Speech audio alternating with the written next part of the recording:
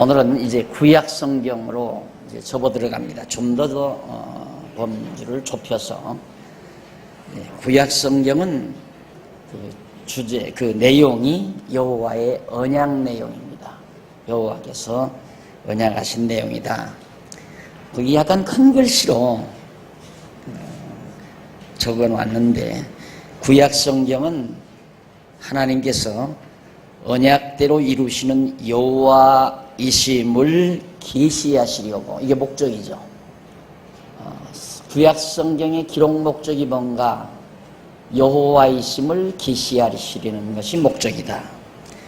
그렇게 계시하시려고 누구에게? 택한 백성에게 무엇을? 메시아를 보내실 것을 언약하신 내용이다. 목적은 여호와를 계시하려 하는 거고, 누구에게? 택한 백성에게 계시하시려고 무엇을? 메시아를 보내주실 것을 언약하신 내용이다. 구약 공부 다 한 거예요. 보고 알면 다 한 거예요. 조금 더 알고 싶으면, 그러면 어떤 방법으로 언약을 하셨는가? 여호와 하나님의 언약 방법이 그 밑에 나오죠. 언약 방법은 하나님의 역사 섭리, 하나님께서 역사를 섭리하시는 방법과, 그 다음 여호와께 대한 언약 자손들의 찬양과, 그리고 선지자들의 예언이라고 하는 방법을 통해서 하나님께서 메시아를 언약하신다 하는 얘기입니다. 여기에서 빗나가면 안 됩니다. 구약 성경을 여러분들이 이해하실 때, 앞으로 이제 이 분량 많은 구약을 공부하실 때, 왜 구약을 공부하는가? 기록 목적을 알려고. 기록자가, 하나님께서 구약 성경을 우리에게 주실 때 목적이 있어요. 그게 뭐냐면 하나님 자신이 여호와라는 사실을 계시하시려는 거예요. 결국 핵심은 구약 성경을 우리가 공부하는 건 정말 하나님이 여호와이신가, 그걸 확인하기 위해서 공부하는 겁니다. 그러니까 알고 보면 성경은 아주 간단해요. 그래서 여러분들이 공부가 다 끝나면 아마 성경이, 내가 늘 강조하지만 여러분의 뇌리 속에 구슬알처럼, 투명한 구슬알처럼 땡그랗게 아주 단순 명료하게 딱 떨어지게 될 겁니다. 그게 성경이에요. 그러니까 처음 이제 구약을 공부할 때 왜 기록하셨는가? 하나님께서 왜 성경을, 구약 성경을 우리에게 주셨나? 하나님 당신 자신이 언약대로 이루시는 여호와이심을 우리에게 알게 하려고, 계시하려고, 택한 백성 우리에게 계시해 주시려고. 무엇을 언약했나? 메시아 보내주실 걸 언약했다. 어떤 방법으로? 역사 섭리와 구약 성도들의 찬양과 선지자들의 예언이라고 하는 그런 방법으로 우리에게 계시해 주셨다라는 얘기입니다. 그러면 지난 시간 우리가 성경 전체, 신구약 성경 전체의 이제 구도를, 우리가 개괄적인 구도를 공부했는데, 오늘은 이제 구약에 대한, 구약은 예수님 오시기 이전까지의 내용이죠.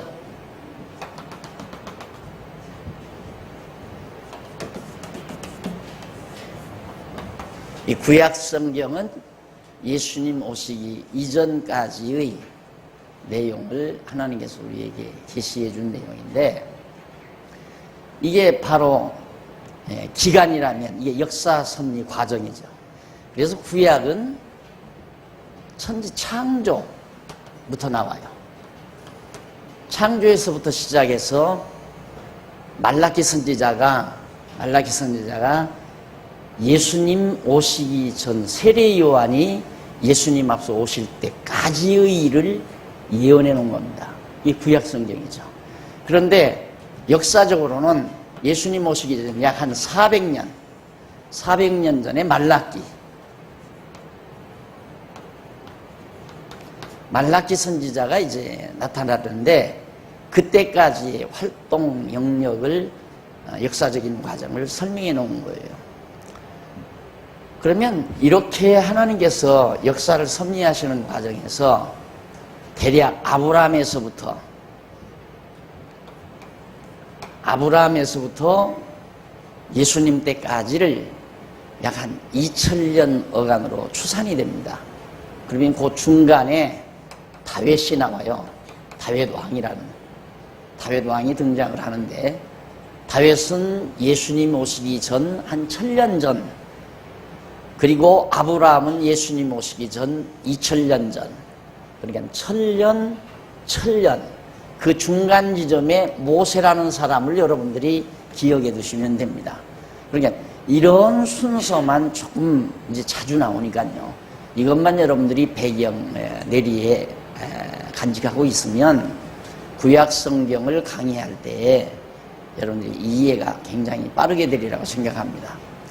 그래서 하나님은 창세기에서 천지 창조하시고 역사적으로는 다윗 왕 이후에 솔로몬이 왕이 되고요.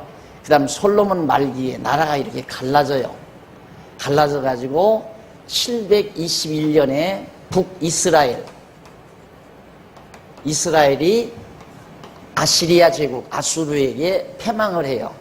그리고 남쪽 유다는 586년에 바빌로니아에게 포로가 돼서 70년 만에 다시 돌아와요.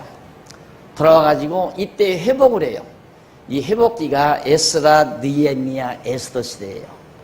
그러니까 역사적으로는 창세기로부터 에스더서까지가 이런 과정을 통해서, 역사적 과정을 통해서 진행된 내용이 구약성경 역사 섭리 내용이에요. 그러니까 하나님께서는 언약대로 이루시는 여호와라는 사실을 지금 계시하기 위해서 무슨 방법을 썼는가? 이렇게 역사 섭리라고 하는 역사 섭리를 방법으로 해서 하나님이 여호와이심을 계시를 해요. 개략적인 이런 역사 내용인데, 하나님께서 천지를 창조하시고 그 다음 아담 나오죠?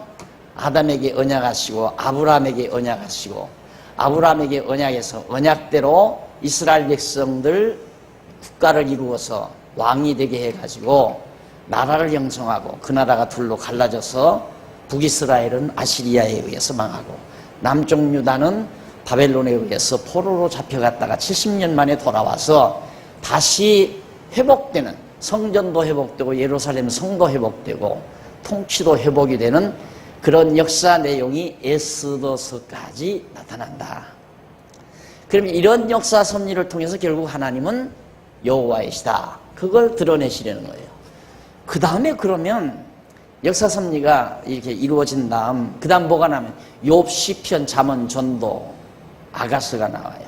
욥, 시편, 잠언, 전도, 아가서. 근데 욥은 언제적 사람이냐? 모세 시대 사람이라고 학자들이 되게, 욥 모세 시대 사람이라고. 그 다음에 욥, 시편은 다윗이 썼어요. 시편, 잠언 솔로몬이 썼어요. 전도 솔로몬이 썼어요. 아가 솔로몬이 썼어요. 욥, 시편, 잠언, 전도, 아가. 가만히 있어요. 욥기, 시편, 잠언, 전도, 아가서. 이게 시서예요. 이게 구약 시대 성도들, 특히 욥기나 다윗이나 솔로몬 등 이들이 여호와 하나님을 찬양하는 거예요. 시편은 거의, 물론 모세도 쓴 것이 있고 기록한 것도 있고 또 구약의 성도들이 기록한 것이 있지만, 대부분 시편은 상당수를 다윗이 노래를 했어요. 그러니까 이 시대에 찬양을 부른 거거든요. 왜 찬양을 했는가? 하나님께서 이처럼 아브라함에게 언약하시고 언약대로 이스라엘 백성을 형성을 해서 아브라함 한 사람을 택해가지고 많은 족속을 이루어서 애굽 땅 종되었던 집에서 모세를 통해서 인도해냈을 때, 와, 하나님 능력이 대단하구나. 전능성이죠.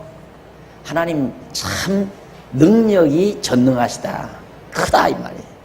그걸 하나님의 전능성을 찬양하기 위해서 욥기라고 하는 내용을 각색해가지고 문학적으로 각색해서 여호와의 전능성을 찬양한 내용이 욥기예요. 그리고 이제 다윗 시대에 접어들어서 애굽 땅에서 인도하여 내시는 정도만이 아니라 가나안 땅 이끌어 가지고 결국은 다윗 왕을 세워서 나라까지 세워 다스리게 해주시는구나. 여기서는 하나님께서 아브라함에게 언약한 내용이 다 이루어진 거예요. 그러니까 언약대로 이루신 신실성. 어떻게 하나님은 거짓말을 안 하시고 이렇게 언약하신 대로 다 이루어 주셨는가? 그걸 찬양하고 노래하는 것이 시편이에요. 그렇죠? 자, 그 다음 잠언은 뭔가? 잠언은 하나님이 다윗을 통치자로 세우고 솔로몬 자기 자신을 다윗의 아들인데 계속해서 이스라엘을 다스리게 해주시니까 솔로몬은 내가 통치자가 아니라 나를 왕위에 올려놓고 백성의 왕으로 삼아주신 전능하신 하나님이 주권자이시다. 통치자이다 이 말이에요. 그래서 잠언서에서는 하나님의 주권성을 찬송을 해요. 하나님이 주권자라구나. 나는 내가 왕인 줄 알았더니만 알고 보니까 하나님이 정말 왕이시고 주권자라구나. 그걸 찬양하기 위해서 잠언이라고 하는 아주 지혜로운 말씀들을 통하여 하나님을 찬양하는 내용이 잠언서고, 전도서는 뭔가? 전도서는 인간들이 하는 일이란 이렇게 다윗도 왕이 됐다가 죽고 솔로몬도 왕이 됐다가 죽고 나라도 세워졌다가 이렇게 망하기도 하고 다시 일어나기도 하고 결국 아브라함도 죽고 다 지나가 버리고 모세도 죽고 다 지나가 버리고 세상 인간들이 하는 일이란 다 끝이 있지만은 하나님께서 하시는 일, 하나님께서 여기서 뜻을 정하시고 뜻대로 모든 일을 섭리하셔서 다시 영원한 하나님의 뜻을 완성하시는 하나님의 일이야말로 영원하다. 그걸 노래하는 것이 전도서예요. 그래서 전도서 처음에 아무에서 해 아래서 인간들이 하는 일은 다 헛되다. 그러나 하나님이 하시는 일은 영원하다. 그래서 하나님의 영원성을 전도서 내에서 노래하는 거예요.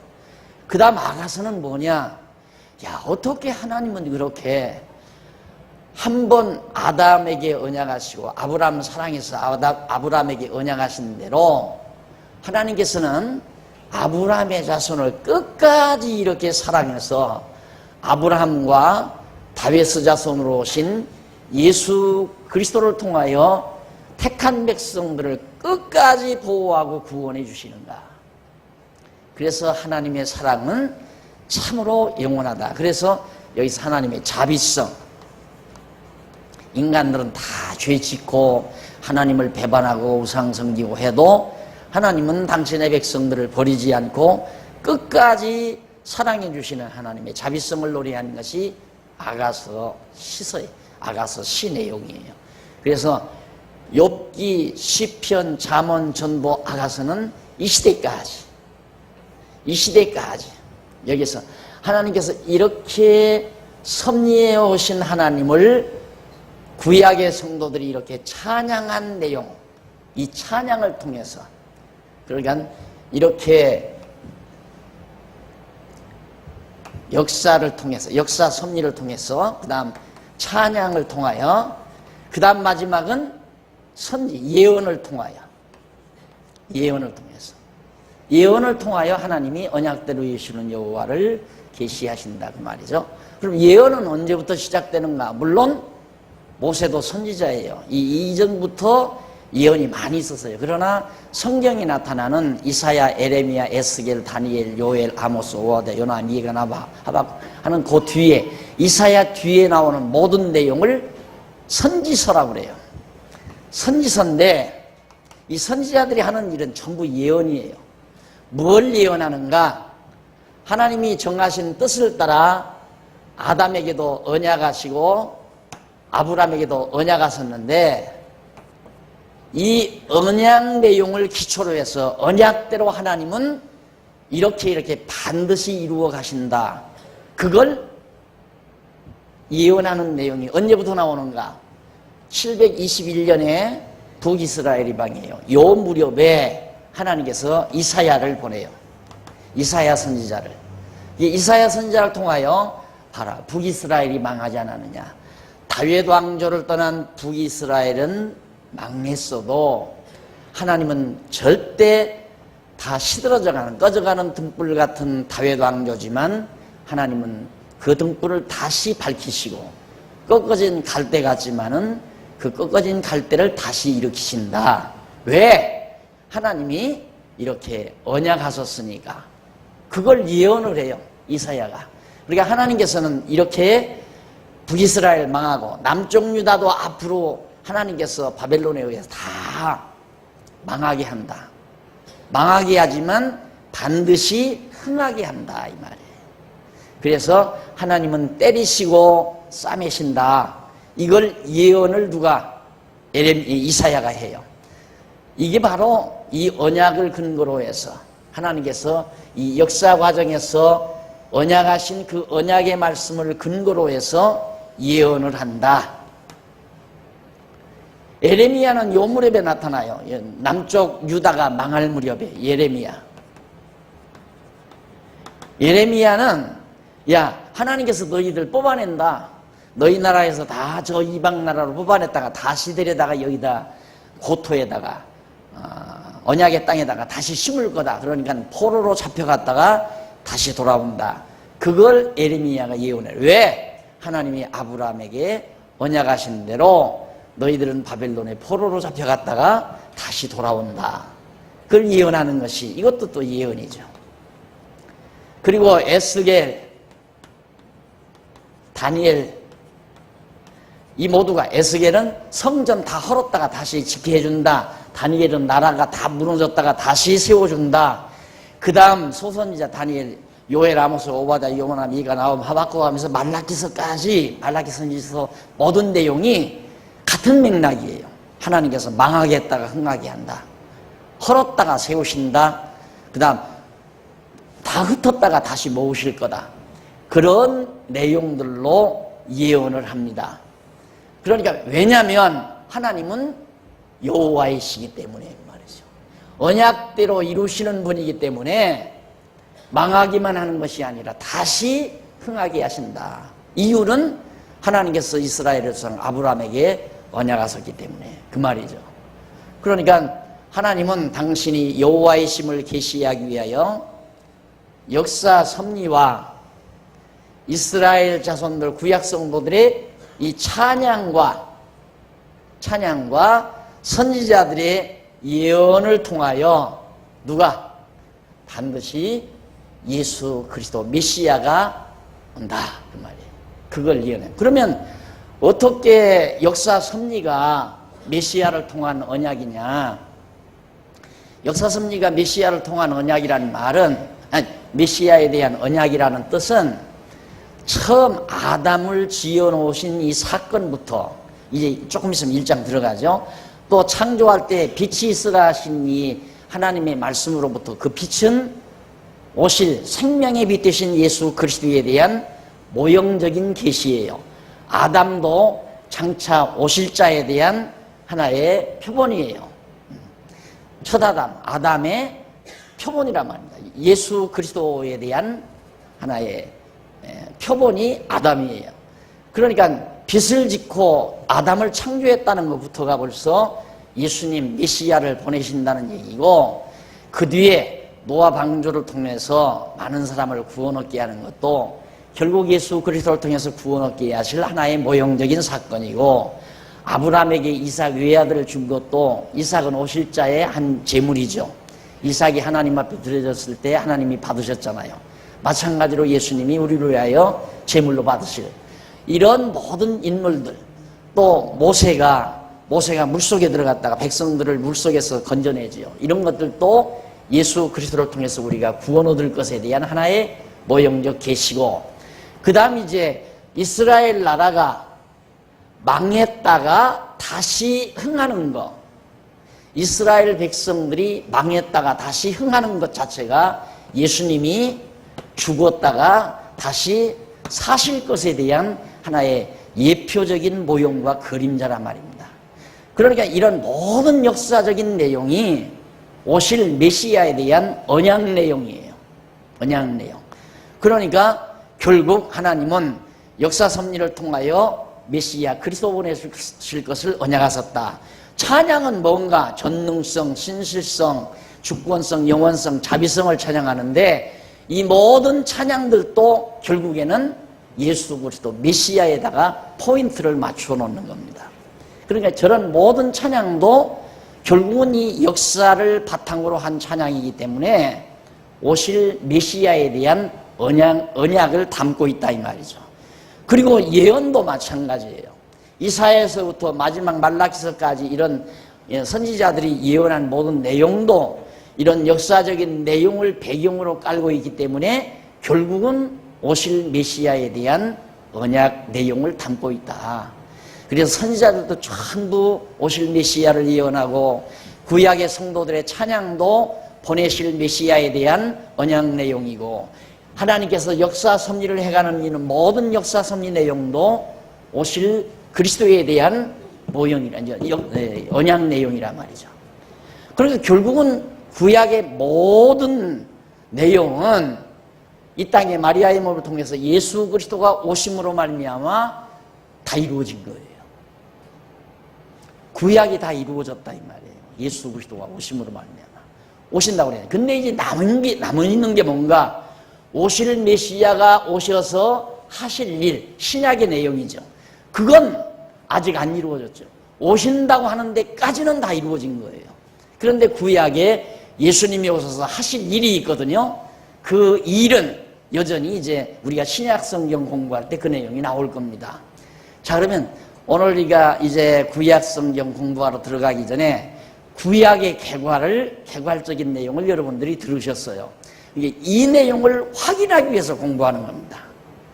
결국 구약 성경을 지금 앞으로 한 2, 3년 동안 공부할 건데 그동안 공부를 왜 하는가? 오늘 제가 개괄적으로 설명한 이 내용이 맞는가 안 맞는가? 그건 확인하는 작업이에요. 결국은 공부하고 나면 이 내용이란 말입니다. 구약은 전부가 다. 그래서 정말 우리가 예수를 그리스도로 믿는다고 하는 이 사실은 엄청난 사건이다. 이게 보통 사건이 아니에요. 이게 그냥 말로, 명제적으로 말로 전해진 것을 우리가 막연히 그런갑다라고 믿는 게 아니라 정말 그렇구나. 이렇게 믿어지는 거예요. 진짜 그렇구나. 왜? 말로만 한 것 같으면 여러분들도 인간 사이가 그렇잖아요. 말로 내가 이 다음 너 어려울 때 내가 너 잘 돌봐줄게. 그러면 말로만 그러잖아요. 말로만 그거 안 믿어진다 이 말이에요. 너 내가 어려워봐라. 전화 올까 봐서 전화 다 내려놓고 살 것이다. 속으로 그렇게 생각하잖아요. 그런데 정말 내가 어려울 때 도리어 찾아와. 그 친구가 찾아왔다 이 말이에요. 야, 이 친구가 정말 그렇구나. 찾아오니까 실제로 찾아오니까 믿어지잖아요. 마찬가지로 예수님도 그냥 구약 성경에서 말로만 글로만 예수가 온다 그렇게 했다면 우리야 믿기가 어렵죠. 근데 구약 성도들은 또 그걸 믿었어요. 말로만 하나님께서 언약으로만 그렇게 해서도 오실 메시아를 믿었다 이 말이에요. 그런데 우리는 이미 오신 메시아를 믿잖아요. 야, 정말 오셨구나. 그러니 우리가 정말 복된 자들이죠. 이게 말씀으로 언약하신 내용이 실제 역사적 사건으로 이루어졌으니까 의심할 여지가 없잖아요. 그러니까 기독교 신앙은 그런갑다. 그럴까? 그럴지 모르지. 이게 아니에요. 막연한 게 아니라 이 말입니다. 이 막연한 걸 믿는 건 맹신이에요. 맹신. 나 잘 될 거야. 이번 사업 시작했는데 그거 틀림없이 잘 될 거야. 그렇게 믿는 건 맹신이에요. 그걸 확신이라고 생각해서는 안 돼요. 우리 기독교 신앙은 그런 맹신이 아니에요. 확신이에요. 야, 정말 그렇구나. 그래서 믿어지는 신앙. 그러려면 이제 알아야 되잖아요, 이걸. 알아야. 내가 이제 개괄적으로 설명만 했지, 야, 정말 저렇게만 된다면 그렇겠다. 그 정도는 되죠. 여러분들이 지금 제 이 내용을 들으니까, 야, 박 목사님이 지금 하는 얘기대로 정말 그렇게 되어졌다면 정말로 그렇구나. 예수가 그리스도이구나. 믿어지죠. 그런데 하나 의문이 생기는 게 뭐냐면 그러면 이 내용이 구약성경 내용이 정말 이렇느냐. 요거 하나가 의심스럽잖아요. 그렇죠? 구약성경 내용이 정말 내가 말한 대로 이런 내용인가? 그게 의심스러울 거니까 그 의심을 떨치기 위해서 이제 우리가 이제 구약성경 하나하나 정복에 나아갈 거예요. 자, 그러면 이제 그 정도 해 두시고 하나 명심할 일은 이제 그 8페이지에 나와 13페이지에 나오는 내용을 이렇게 조금 더 확대해서 설명해 드린 겁니다. 그 다음에 중요한 것은 이제 언약이라는 내용이죠. 이 언약이라는 내용. 그러면 하나님께서 언약하셨다 했을 때 우리 국어 사전적인 개념으로는 너와 나 사이에, 상대방 사이에 서로의 약속이죠. 말로 야 우리 이틀 후에 우리 만나서 차 한잔 하자 하고 말로 그러자 하고 둘이 약속을 해서 이거 언약이죠. 말로 했으니까. 상대방 사이에. 그런데 그렇게 상대 인간 대 인간 사이는 내일 모레 이틀 후에 나 그날 바쁜데 나 그날 출장 가야 돼. 그럼 안 되잖아요. 한쪽에서 공감을 안 하면. 그러니까 쌍방이 모두가 합의를 해야 이루어지는 것이 약속이에요. 언약이에요. 인간적인 국어사전적 용어로 봐서는. 그러나 이 언약은 성경에서의 언약이란 절대자와 상대자. 절대자는 하나님이죠. 상대자는 인간 아니에요? 절대자는 주인이고 상대자는 인간은 종이란 말입니다. 그러니까 여기에서의 언약은 하나님께서 인간을 향해 야, 너 이틀 후에 차 마실 수 있니? 그러면 인간이 나 하나님 그때는 바빠서 안 돼요. 파기되냐? 그게 아니에요. 이런 상태에서는 하나님이 명령으로 해버려요. 이틀 후에 나와. 내가 차 살 거야. 하고. 이게 명령이에요. 그래서 하나님의 언약은 명령으로 주어진다. 이 사실을 꼭 기억하셔야 돼요. 지금 허다한 신학자들이 그걸 헷갈리는 거예요. 요즘에 이제 그 소위 계약신학이라는 말도 많이 하고 요즘에 언약신학이라는 말이 요즘에 이제 우리 보수주의 신학에서 약간 등장한다고 그래요. 야, 성경은 언약으로 봐야 되지 않느냐. 이런 정도예요. 지금 고민 신학자들이 고민하다가 성경을 어떻게 풀어갈 길이 없는 거예요. 풀리지를 않고.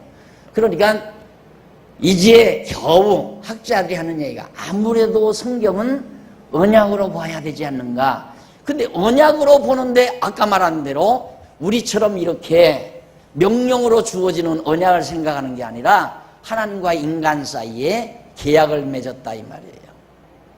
그래서 인간이 범하면 하나님은 그 벌칙을 우리에게 준다. 인간이 약속을 범하면 하나님의 벌칙은 온다 이 말이에요. 그게 상대적인 계약이거든요. 언약이거든요. 이게 그런 관념으로 또 성경을 보면 성경이 안 풀려요. 그러니까 언약이란 말, 상대자와 상대자끼리는 한쪽이 위약을 하면 언약은 성립이 안 됩니다. 약속은. 그러나 절대자와 상대자 사이에 맺은 언약은 인간이 언약을 어기든 말든 관계없이 하나님은 이루어져요. 그게 바로 하나님께서 아브라함에게 언약하시고 언약대로 그대로 이루시는 주권자, 전능자, 주권자, 신실하게 한 번 하나님이 언약하면 하나님은 변함없이 그 언약대로 다 이루어 가신다. 그런 개념의 언약이라는 것을 여러분들이 꼭 기억해 둬야 됩니다. 그래서 이제 이 언약이란 말을 그 교재에 나오죠. 14페이지 두 번째 문단 제일 위에 보면 베리트란 말이라고 해요. 히브리어로. 이 베리트란 말을 사용해요. 구약에서는. 밑에서 세 번째 줄은 신약에서 디아데케란 말을 사용하고 이거 헬라어인데요. 그 다음 디아데케 순데게란 말을 사용해요. 두 가지 말을 사용하는데 중요한 것은 여기서 디아데케라는 말, 이것은 아까 말한 그 순대계라는 말은 인간 사이, 아까 제가 설명한 대로 상대자와 상대자 사이에 맺어지는 언약을, 약속을 순대기라고 말을 해요. 그러니까 히브리어가 상당히 언어가 우리나라 언어보다도 다양화되어 있죠. 사랑해도 우리는 다 사랑 아니에요? 친구의 사랑도 사랑, 이성의 사랑도 사랑, 하나님의 사랑도 사랑. 그런데 헬라어에서는 로고스, 사랑을 아가페, 필레오, 그리고 필레오. 아가페는 하나님의 사랑, 필레오는 친구의 사랑. 그 다음 이성 간의 사랑은 뭐라 그래요? 예? 에로스. 예. 다 달라요. 사랑이 다 달라요. 로고스, 자꾸 로고스 나온다. 아가페, 필레오, 에로스. 이렇게 다 다르단 말입니다. 그러듯이 언약도 헬라어에서는 달라요. 상대자와 상대자끼리 맺은 언약은 순대기라고 하고, 하나님과 인간 사이에 맺는 언약을 디아데케라고 그렇게 이해를 하면 돼요. 디아데케는 뭐냐?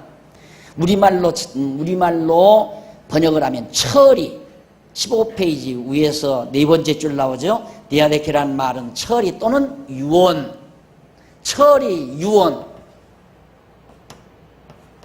철이 유언. 이 말이 참 마음에 들어요. 철이한다는 나 혼자 단독 처리해버리는 거예요. 나 혼자서. 유언 뭡니까?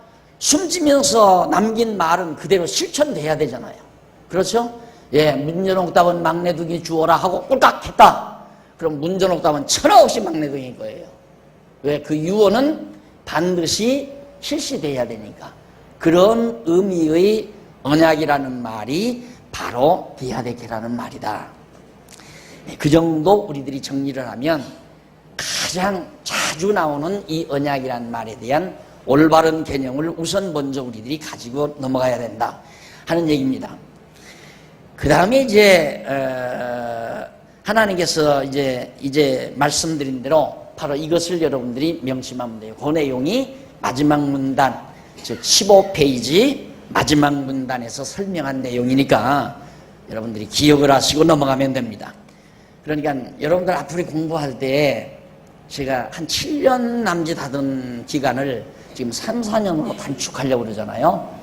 그래서 효과 있게, 다 젊은 분들이니까 효과 있게 공부하는 방법은 반드시 복습을 하고 적어도 성경 한 10여 장 이상 내용을 한번 여러분들이 미리 복습을 하고 오시면, 복습을 하고 제 강의를 들은 다음 가서 또 한 번, 복습이 아니라 예습이죠. 예습을 하고 오셔서 제 강의를 듣고 가서 복습 한 번만 하시면 됩니다. 왜 그러면 제가 이 책에 있는 내용을 전부 일일이 설명 다 할 수는 없어요. 그리고 성경을 될 수 있는 한 제가 안 읽으려고 그래요. 그래야 시간이 단축이 되니까. 그러니까 여러분들도 같이 협력을 해서 꼭 공부는 성경, 교재, 그 다음 꼭 그냥 강의 직강을 안 듣고 공부하실 분들은 반드시 영상이 있는, 이거 다 봐야 되니까 영상이 있는 CD를 보면서 이 세 가지, 성경, 교재, 영상 CD, 이 세 가지를 가지고 공부를 해야 되고, 안 그러면 여러분들은 성경, 교재, 가르치는 자, 이 가르치는 직강, 이거 들으면 돼요. 그러니까 직강 대신 출석 안 하는 사람은 CD를 봐야 된다 이 말입니다. 그런데 대부분의 사람들이 CD만 가지고 공부하는 사람이 있거든요. 천만의 말씀이에요. 그것도 공부하고 나면 또 문제가 많이 있어요. CD만 가지고 공부하면. 성경 보고 그리고 교재 보면서, 왜? 이번 강의가 교재를 중심으로 해서 막 속도를 가속화시키는 강의니까 꼭 명심해 주시기 바랍니다. 예습, 직강, 복습, 요 빠지지 말고 반드시 해 주시기를 바라고요. 그러면 16페이지 넘어갑니다. 제1편 섭리를 통한 언약, 역사 섭리죠. 그걸 역사 섭리를 간단하게 섭리라고 줄인 거예요. 우선 이제 역사 섭리를 통한 언약이에요. 그러면 앞으로 이제부터 공부하는 내용은 크게 보면 여기서 여기까지 내용을 지금 쫙 이제 역사적으로 검토해 갈 거예요. 그러니까 역사적인 수순을 뒤바꾸면 안 되죠. 역사적인 수순은 반드시 찾아야 돼요. 이 역사적으로 계속되는 기간이니까. 그래서 이 역사 섭리를 통한 언약 내용이 창세기에서부터 여기 나오죠. 창세기 여기서부터 여기 에스더서까지 역사죠. 에스더서까지 창세기에서 에스더까지의 내용을 우리가 공부해 갈 겁니다. 자, 그러면 이제 여러분들이 거기 잠깐 16페이지에 보시면은 창세기 1장에서부터 33번째 줄, 그 본문 세 번째 줄 앞부분에 보면 창세기 1장에서 36절.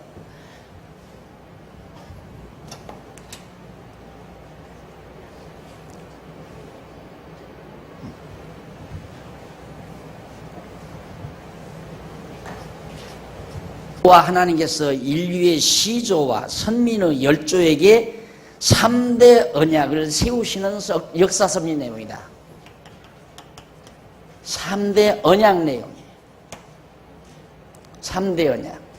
이 3대 언약은 자손 번창, 땅 정복, 통치 이거예요. 이건 국민, 이건 국토, 이건 국권입니다. 나라를 세워주겠다 이 말이에요. 그러니까 아담, 노아, 아브라함 이런 이스라엘의 열조들에게, 아담을 비롯해서 이스라엘 열조들에게 이 세 가지 언약을 해주신 내용이 창세기 1장에서부터 36장까지고, 그리고 37장에서부터 여기 이제 37장에서부터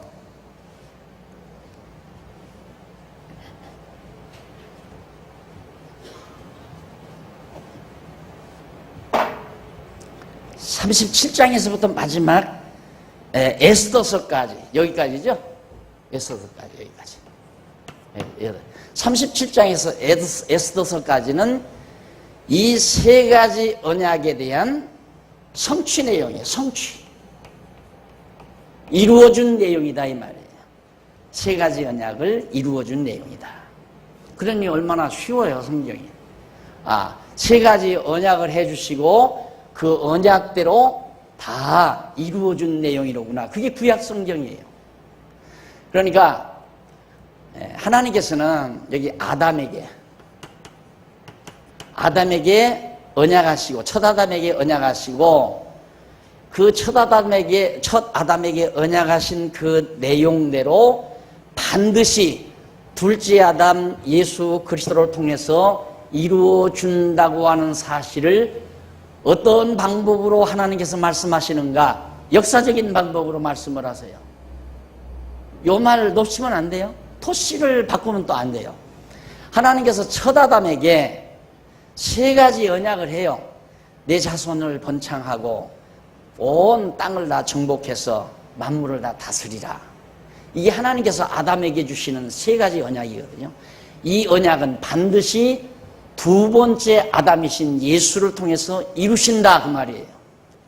그런데 그렇게 반드시 예수님을 통해서, 둘째 아담을 통해서 이루신다는 그런 말씀을 어떤 방법으로 하시는가? 역사 섭리 방법을 통해서 언약을 하세요. 그래서 우선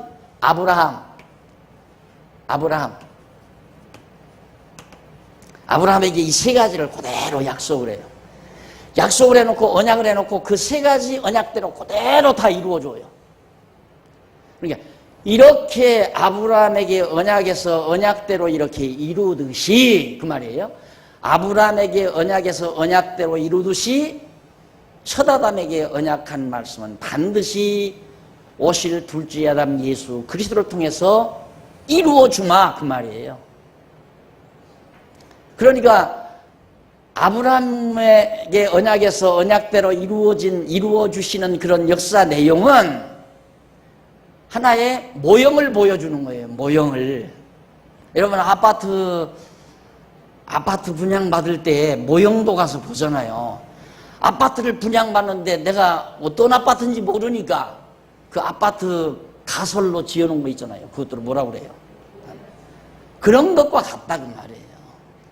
이렇게 앞으로 아파트 지어준다 그 말이듯이 아브라함에게 언약에서 언약대로 이루어준 것처럼 내가 첫 아담에게 언약한 거기서부터 민수기, 구약 민수기 몇 장까지입니까?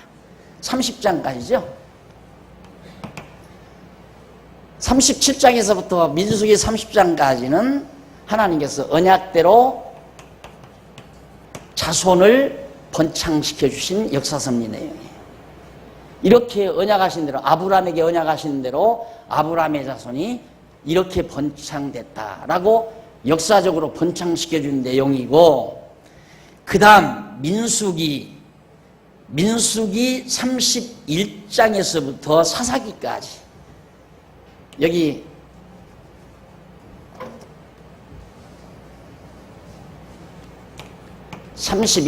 민수기 31장에서부터 사사기까지, 여기는 두말할 것 없이 언약대로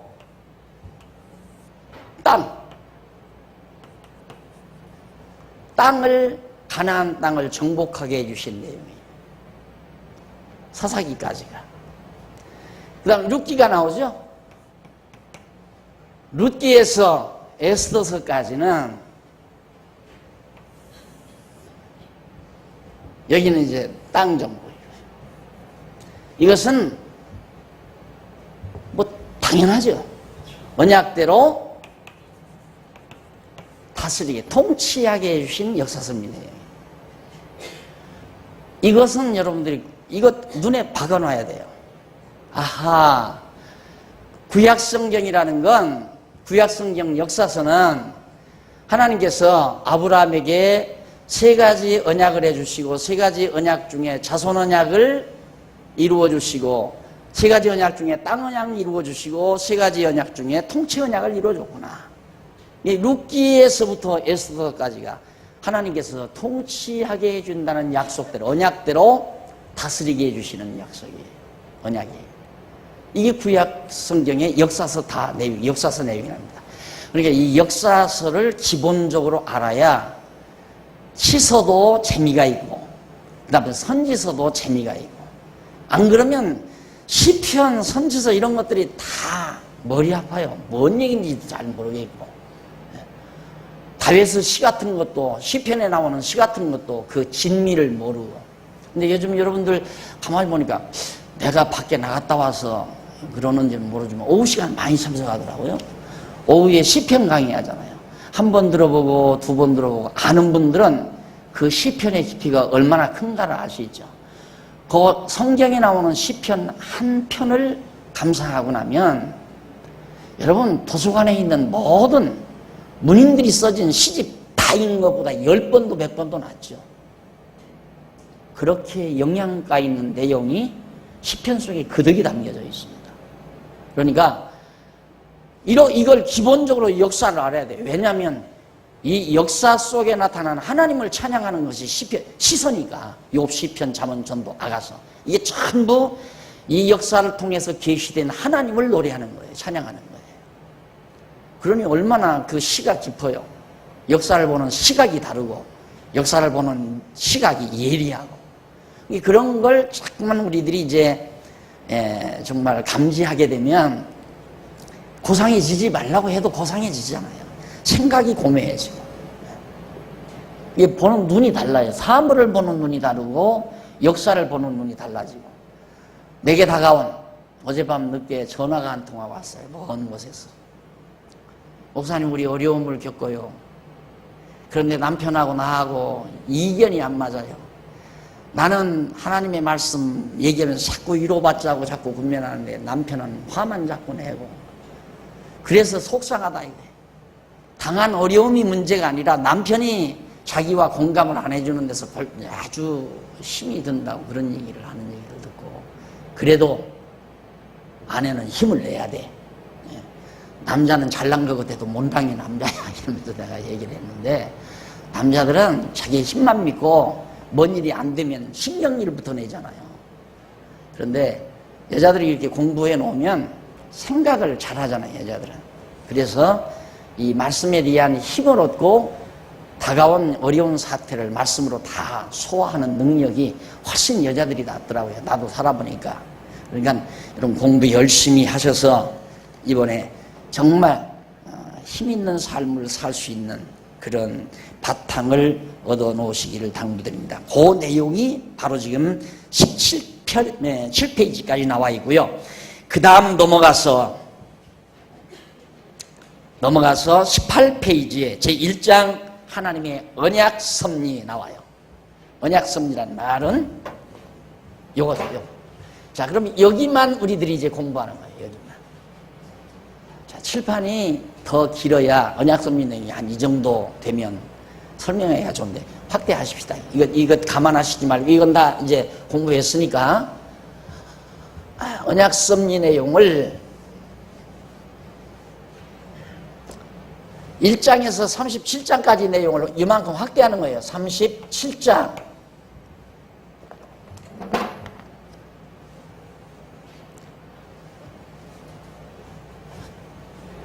다른 때는 1시간에 칠판 한 번만 쓰면 되잖아요. 지우는 일이 없는데 이게 막 속도를 가하니까 지금 두 번째 지잖아요. 1장에서부터 37장까지 이것이 하나님의 언약 섭리예요. 언약 섭리. 그러면 그 언약 섭리 가운데 1장에서 11장까지 1장에서부터 11장까지 여기까지는 어떤 내용이냐면 하나님께서 인류의 시조 아담에게 언약, 아담에게 언약이에요. 그 다음 12장에서부터 마지막 37장까지는 아브라함에게 언약이에요. 이 이스라엘의 조상이죠. 이건 인류의 시조고 모든 인류의 시조가 아담이고 여기는 이스라엘 민족의 시조예요.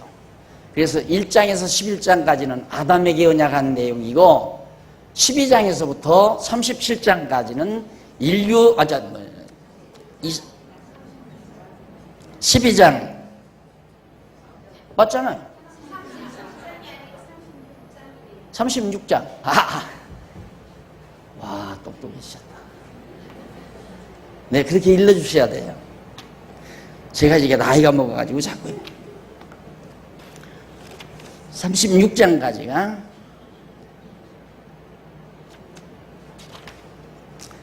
그래서 거기는 선민의 열조인 아브라함과 이삭과 야곱에게 아브라함, 이삭, 야곱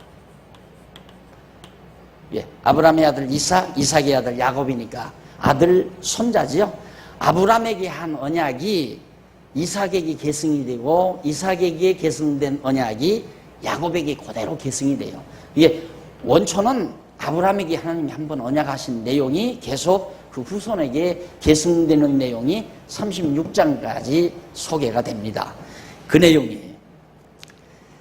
자, 그런데 문제는 이렇게 창세기 내용이 그 중간 문단에 나오죠. 18페이지 중간 문단이면 창세기의 주제는 언약을 세우시는 여호와, 이렇게 아담에게 이스라엘 조상인 아브라함에게 언약을 세우시는 여호와라는 이것이 바로 주제거든요. 창세기의 주제. 창세기 36장까지면 창세기 거의 다 아니에요. 거의 다란 말입니다. 거의 다인데 이 내용 전체가 언약을 세우시는 여호와에 대한 주제를 가지고 있는데 보통 학자들은 창세기가 뭐냐? 천지창조 내용 이래요. 왜 그러냐면 인간들이 가장 지금 의문에 쌓여있고 알고자 하는 궁극적인 내용이 뭐냐면 우주에 대한 거예요. 우주에 대한. 도대체 이 우주가 어떻게 시작이 됐고 어떻게 존재하게 됐고 어떻게 지금 어떤 요소들로 구성이 되어 있는가.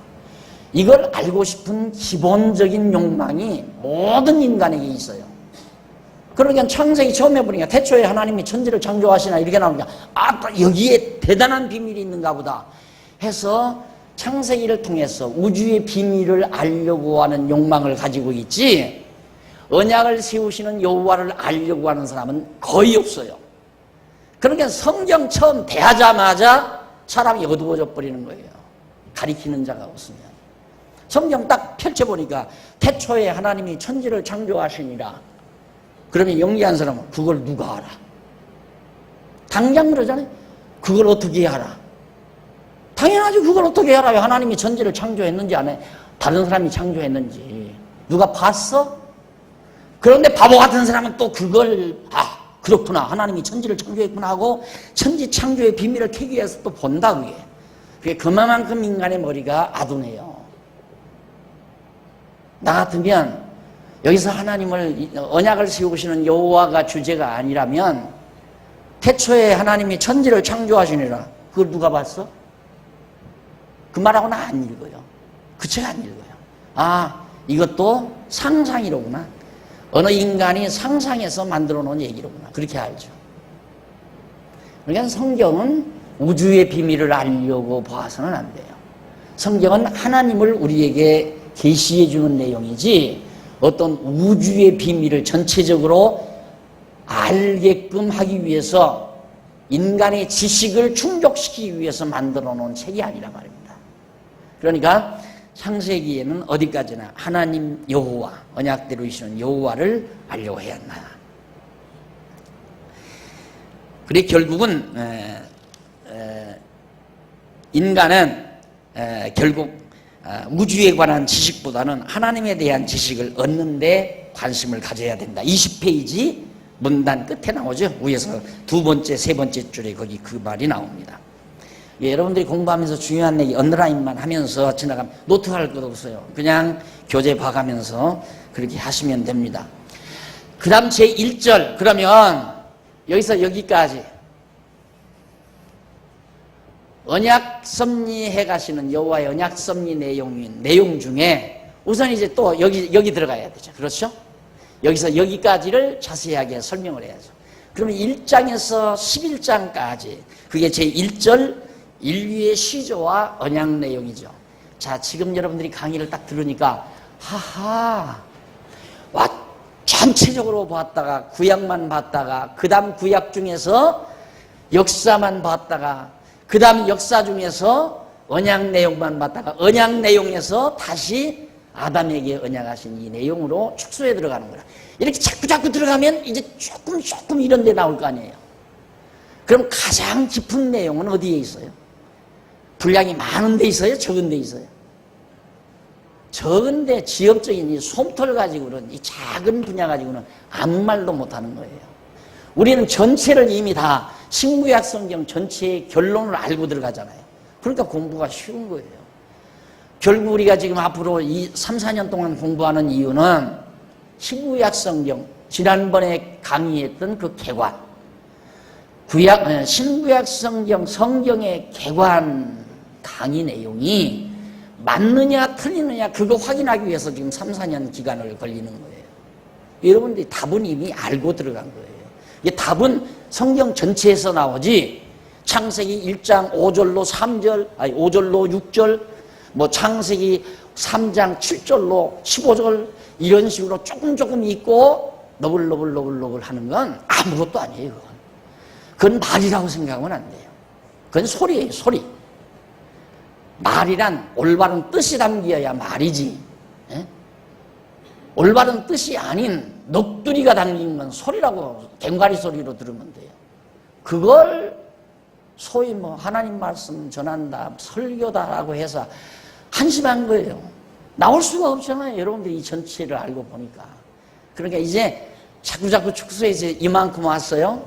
이만큼 왔으니까 차 한잔 하시면서 정리를 해야죠. 그리고 두 번째 시간 만납시다.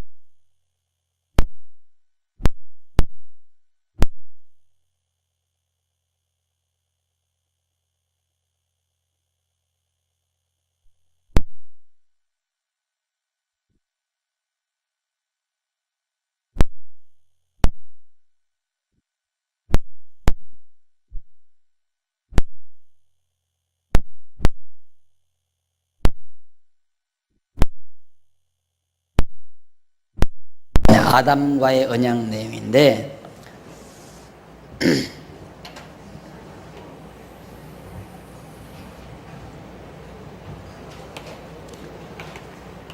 창세기 1장에서부터 11장까지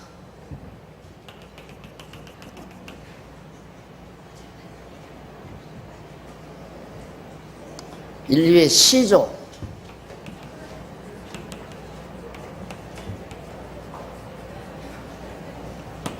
인류의 시조와의 언약입니다. 그 가운데서 1장과 2장, 여기서 2장, 여기까지. 1장과 2장은 인류의 시조 아담에게 언약을 세우심,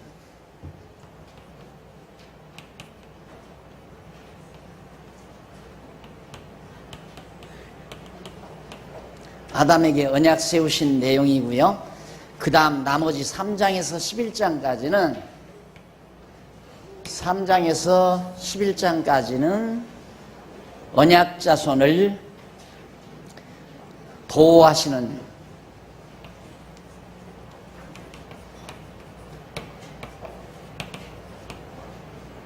자 보세요.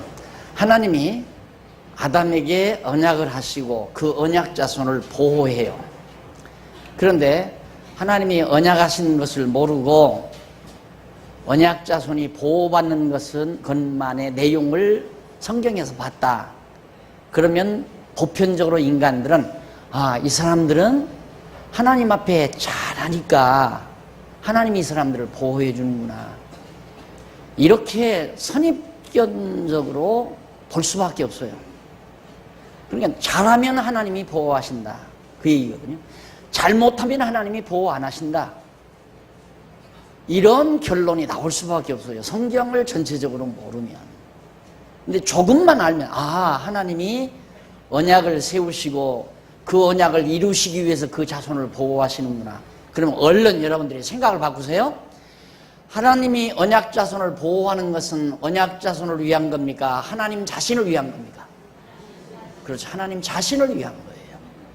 당신이 언약대로 이루시는 여호와이시니까 여호와의 이름을 계시하시려고 언약 자손을 보호해 주는 거지, 언약 자손을 하나님이 위해서 언약 자손을 보호하는 게 아니라, 궁극적으로는 결국 결과적으로 언약 자손이 보호받는 것이 언약 자손의 입장이 좋지만은 궁극적으로는 하나님의 이름을 더럽히지 않기 위해서, 여호와의 이름대로 그 이름을 계시하기 위해서, 그러니까 하나님을 위해서 언약 자손을 보호하는 거예요. 그런데 허다한 많은 사람들이 하나님께 잘하면 보호받고 잘못하면 미움받는다, 이렇게 기본적으로 알고 있잖아요. 이런 문제 하나도, 이건 엄청난 차이죠. 엄청난 차이. 자, 이것이 이제 1장에서부터 11장까지인데 우선 그 가운데서 요거 이제는 이만큼 정리를 했으니까 그 다음에는 이제 이 안으로 들어가야죠. 1장에서 2장까지 그 내용이 21장에 나옵니다. 21페이지에 1, 가로 없는 1, 아담과 언약 수립. 이제 아담과 언약 수립.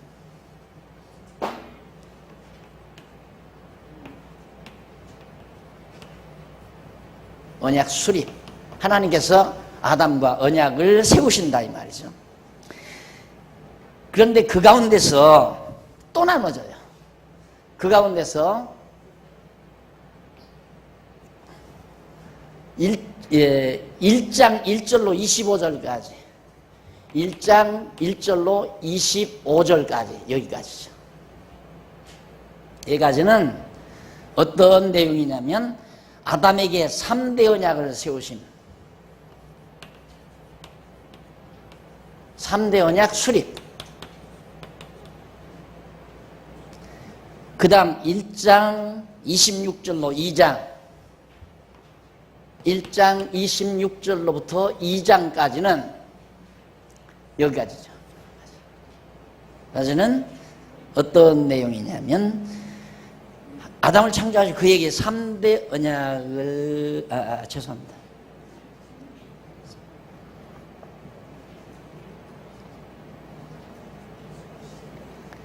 3대 언약을 세우시는 내용인데 3대 언약 수립이죠?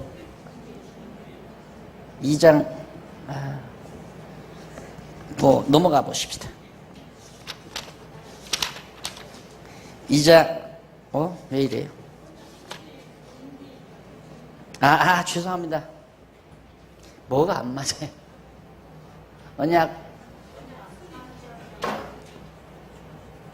언약 수립 준비예요. 준비. 그다음 3대 언약 수립이고. 얼마나 논리적이에요.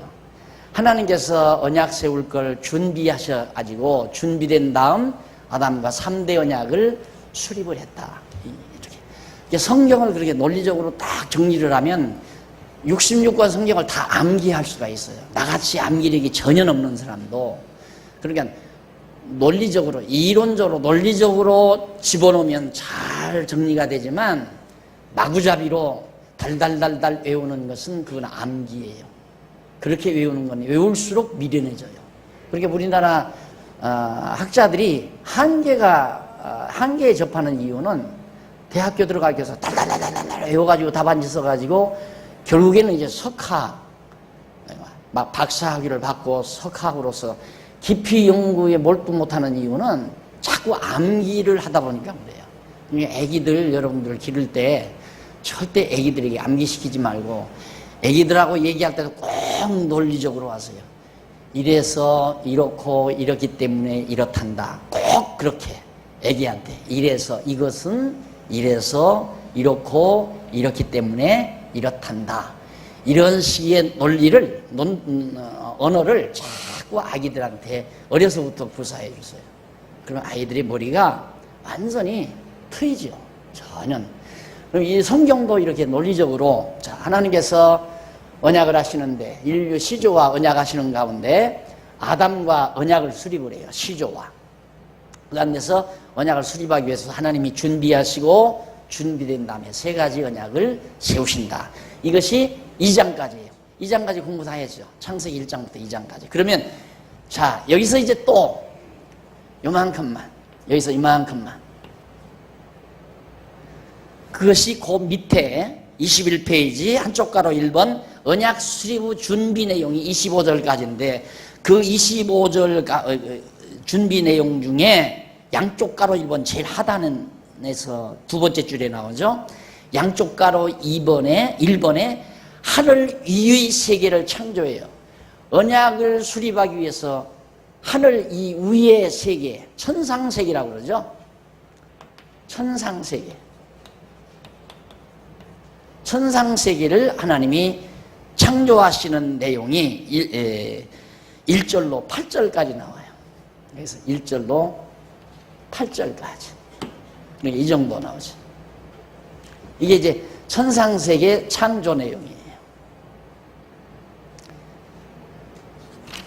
우리는 우리가 살고 있는 이 세계가 단 줄 알지만 이 해와 달과 별들이 떠 있는 그 하늘, 궁창이죠.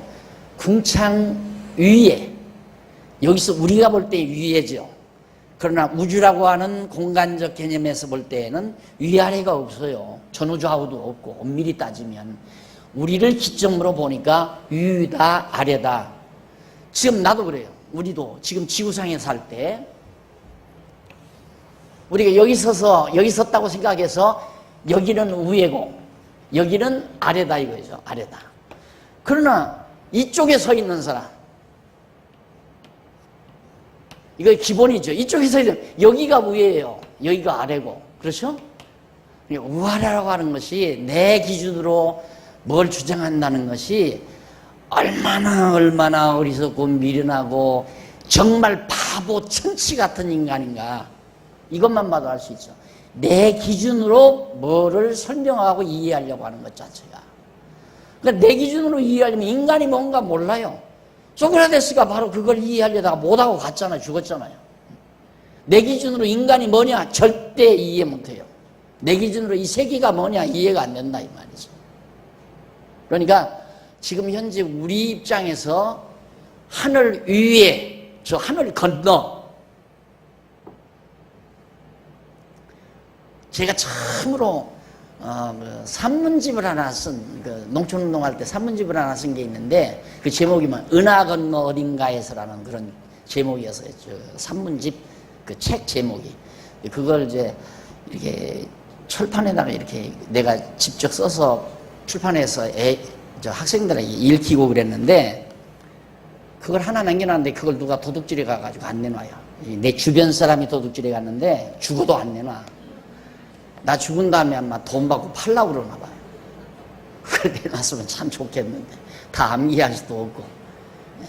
근데 그 은하 건너, 그러니까 은하계라고 하는 건 우주 공간을 이루는 엄청난 세계가 펼쳐져 있는데 그 위에 바로 천상세계라는 것을 하나님이 먼저 지어놓으시고 그 다음에 이제 하나님께서 두 번째로는 천하세계를 둘째 날에 하늘 위의 세계를 바로 1절로 8절에서 창조를 합니다. 그러면 그 창조한 날, 이제 창세기 1장 1절 이제 성경으로 돌아갑니다. 거기 보면 첫째 날에 하나님이 태초의 천지를 창조하신 내용이 1절로 5절까지 나와요. 1절로 5절까지 나오는데 태초의 천지를 창조하신다. 우아래도 없고 거기도 여기도 없고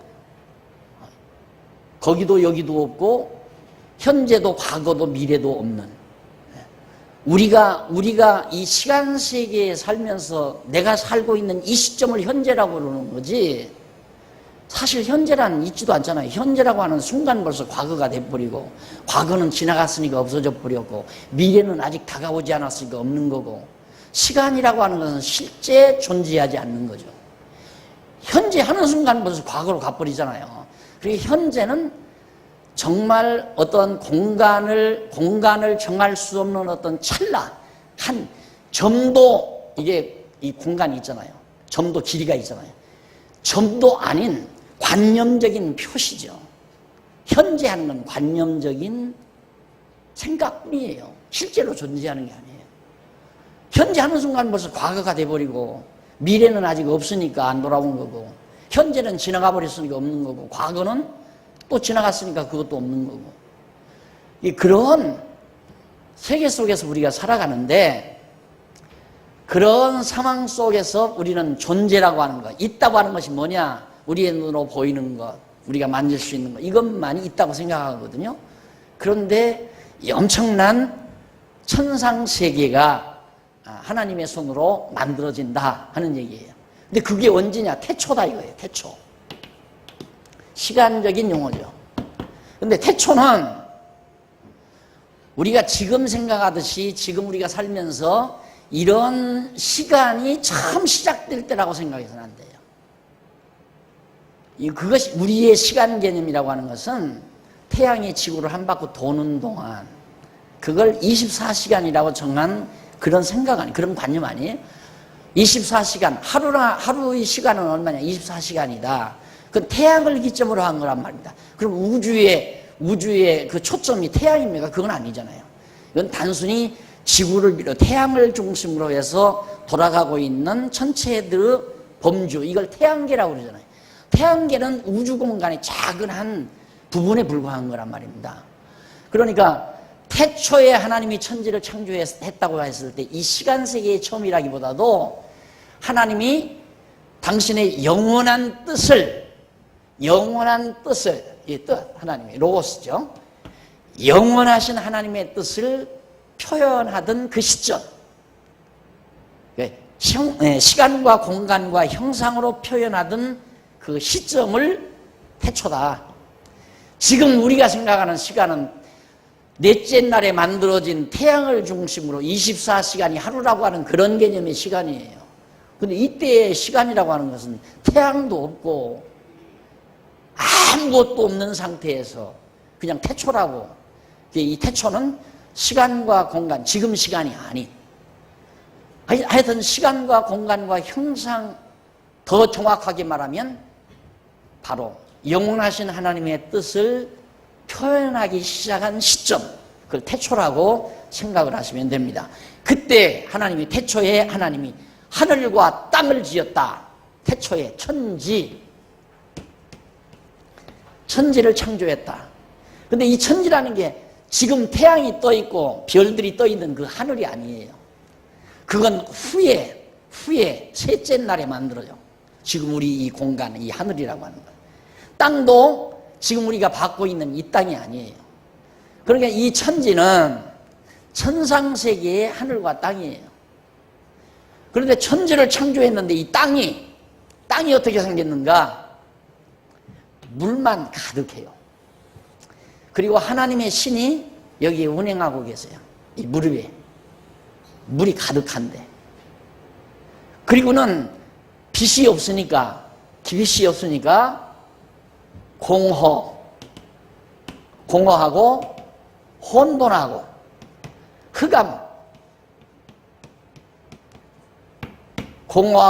흑암이 기품에 있는 상태였다. 이 땅이. 그래서 땅이 공허하고 혼돈하고 흑암이 기품에 있었다. 그러니까 공허하다는 거예요. 아무것도 없단 말이에요. 지금 우리의 생각으로는 이거 있잖아요. 만지면 있고 눈으로 보이는 것도 있는데 공허하다 하는 건 아무것도 없어요. 하나님이 지어놓기는 지어놨는데 아무것도 없다. 지금의 우리의 시각적인 관념에서는 아무것도 없다. 혼돈하다. 공허하고. 그 다음 혼돈하다. 아무 질서가 없다면 다 섞어져 있다. 뭐가 뭔지 모르게 다 혼돈하고. 그 다음 흑암이 기쁨이 있으니까 캄캄하다. 이 말이에요. 캄캄하면 아무것도 안 보이잖아요. 그러니까 아무것도 안 보이니까 텅 빈 것 같고, 텅 비어있고 아무것도 안 보이는데 뭔가가 다 섞어져 있는 혼돈 상태에 다 빠져 있고, 하나님이 처음에 지어놓은 땅이 그런 상태에 있었다. 그리고 다만 수면 위에 수면만이 보이는데, 물만이 보이는 수면만이 있는데 그 위에 하나님의 신이 운행하셨다. 이것이 이제 바로 1절 5절 사이에서 나타나는 내용인데, 그런 상태에서 4절에 보니까 3절에 보니까 하나님이 가라사대 빛이 있으라.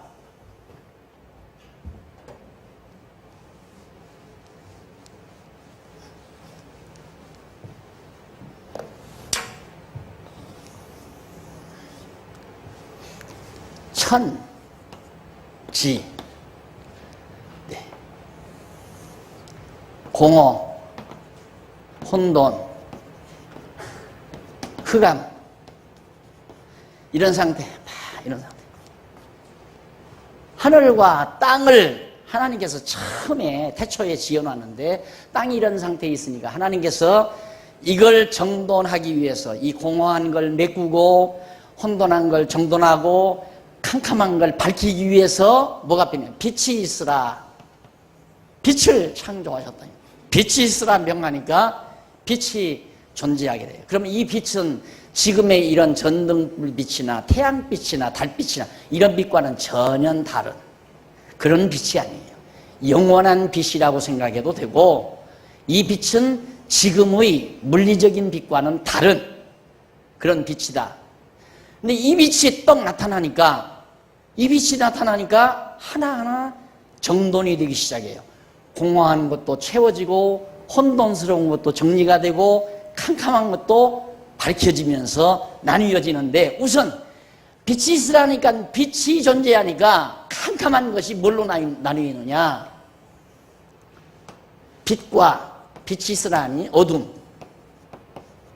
빛과 어둠으로 딱 갈라져요. 이제 정돈이 되죠? 빛과 어둠이 혼돈 상태에 있었던 것이 빛이 있으라니까 빛과 어둠으로 쫙 갈라져요.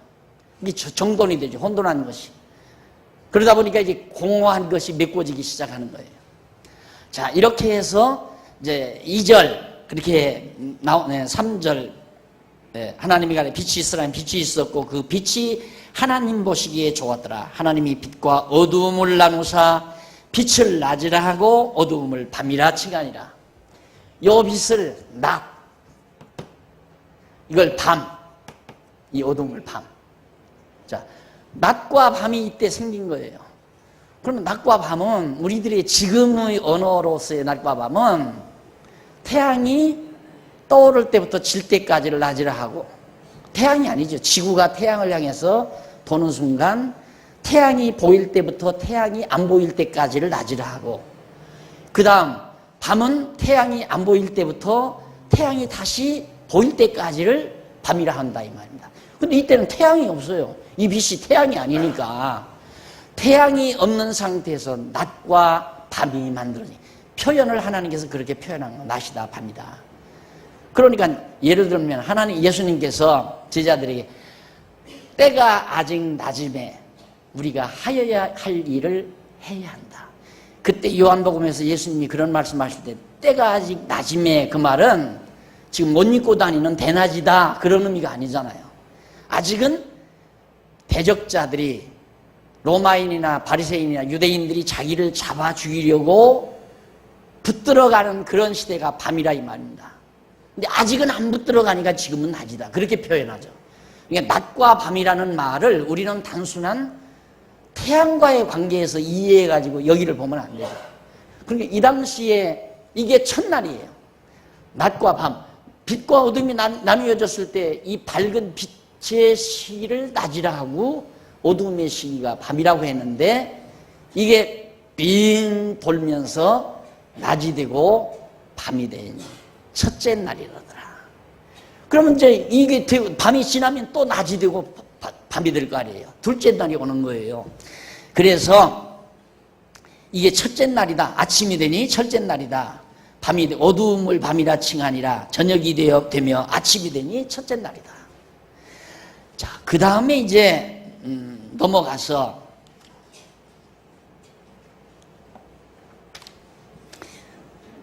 넘어가서 25페이지 1장 6절로 8절에 보면 둘째 날, 둘째 날, 날에 대한 얘기입니다. 하나님이 가라사대 물 가운데 궁창이 있어 물과 물로 나누게 하라. 여기 물이라고 그랬죠 아까? 여기 물, 첫째 날 물. 이게 요 물 완전히 물로 덮여 있는 상태죠. 물로 덮여 있는 상태. 근데 이 물을 딱 나눠요 이렇게. 운물, 아랫물, 하나님께서. 그래서 여기를 궁창이라고 해요. 궁창. 이 궁창을 하늘이라고 했고요. 이 운물과 아랫물, 이 물을 운물과 아랫물로 나눠버린 거라 이 말입니다. 이걸 이제, 이것은 아까도 천상색이라 했지만은 이 천은 가장 근본적인 하늘이죠. 하나님께서 처음 지어 놓으신 하늘. 그런데 여기에서 하늘이 또 생겨요. 여기 하늘이. 그러니까 이 하늘과 이 하늘이 다르잖아요. 그러니까 바울이 내가 3층 천까지 다녀왔다라는 말을 해요. 이 1층 천, 2층 천, 영원한 하늘, 영원한 하늘.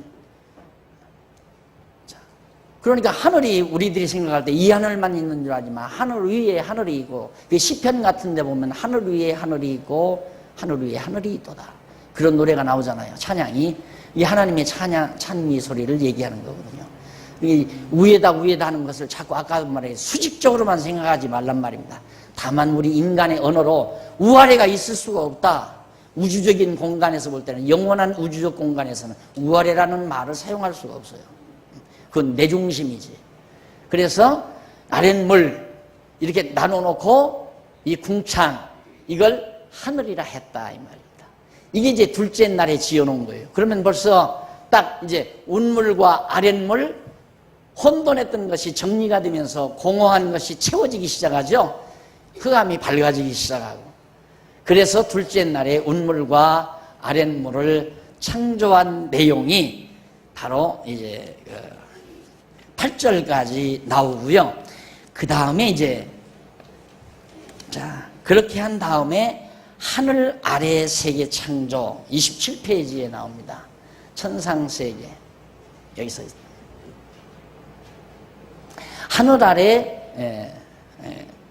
하늘 아래 세계 창조 1장 9절로부터 19절까지인데 9절로 13절에 보면 이제 셋째 날에 짓는 거예요. 하나님이 천하의 물에서 묻이 드러나라 했다. 요 물, 요 천하의 물입니다. 이 천하의 물이니까 이 물이죠. 이건 천상의 물이고, 이건 천하의 물이고, 여기는 하늘이고. 천하의 물에서 이 물을 여기다 옮깁니다. 천하의 물이에요. 이 물에서 어떻게 묻이 드러나라.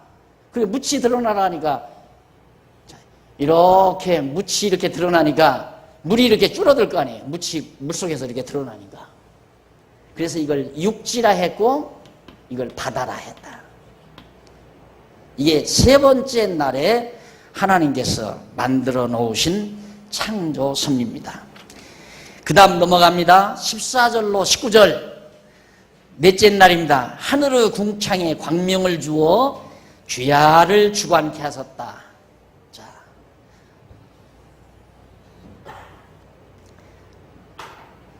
자, 궁창에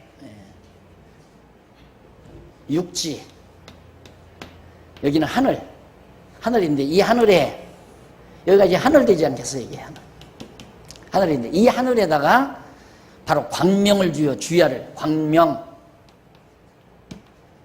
광명이라는 뭐냐면 해, 달, 별 그 말이에요. 해, 광명, 해, 태양을 중심해서 달은 발광체가 아니고 발광체는 태양만이 발광체죠.